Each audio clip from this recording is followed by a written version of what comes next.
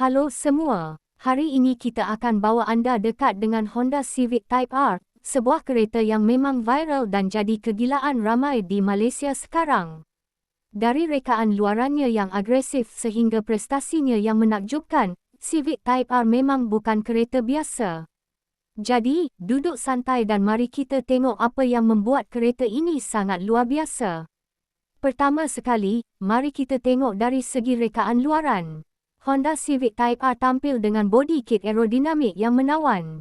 Dengan bumper depan yang sporty, grill besar dan lampu LED tajam, kereta ini memang menonjol bila berada di jalan raya. Warna yang paling popular untuk model ini biasanya Championship White, tapi ada juga yang pilih merah dan hitam untuk nampak lebih agresif. Spoiler belakang yang besar bukan hanya untuk gaya, tapi juga membantu kestabilan kereta bila memecut laju di lebuh raya atau trek. Rim alloy 20 inci dan tayar berprestasi tinggi membuatkan kereta ini nampak gagah dan sporty dari semua sudut. Sekarang mari kita buka pintu dan tengok interior. Honda memang tak main-main bila datang ke dalamannya. Kabin Civic Type R lengkap dengan sport seats yang selesa tapi cukup menyokong badan ketika cornering laju. Semua kawalan, dari steering berbalut kulit, paddle shifter, hingga sistem infotainment 9 inci, mudah dicapai dan sangat mesra pengguna. Suasana dalaman memang memancarkan vibracing, sesuai untuk mereka yang cintakan kereta berprestasi. Tapi apa yang buat Civic Type R betul-betul viral bukan hanya rupa atau dalaman, tapi enjin dan prestasinya.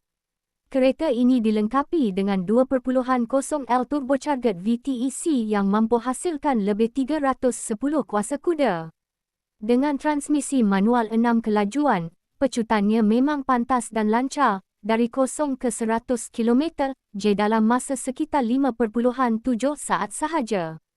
Sistem suspensi dan brake Brembo memastikan kawalan optimum walaupun ketika memecut di trek.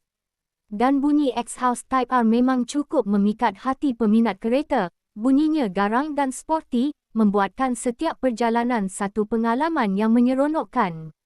Selain prestasi, Civic Type R juga dilengkapi dengan ciri keselamatan terkini.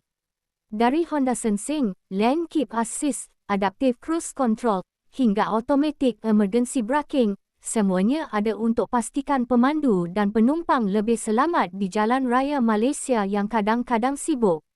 Tak hairanlah, walaupun harga Honda Civic Type R agak premium berbanding model lain, ramai peminat kereta sanggup tunggu untuk memilikinya kerana kombinasi prestasi, rekaan, dan teknologi yang ditawarkan memang sukar ditandingi. Model ini memang sesuai untuk mereka yang mahu kereta yang bukan sahaja cantik dilihat, tapi juga menyeronokkan untuk dipandu di bandar mahupun di trek. Jadi, itu dia sedikit perkongsian tentang Honda Civic Type R, kereta yang benar-benar membuat ramai rakyat Malaysia teruja. Kalau anda seorang peminat kereta atau sedang fikir untuk upgrade, Civic Type R memang patut berada dalam senarai pilihan anda.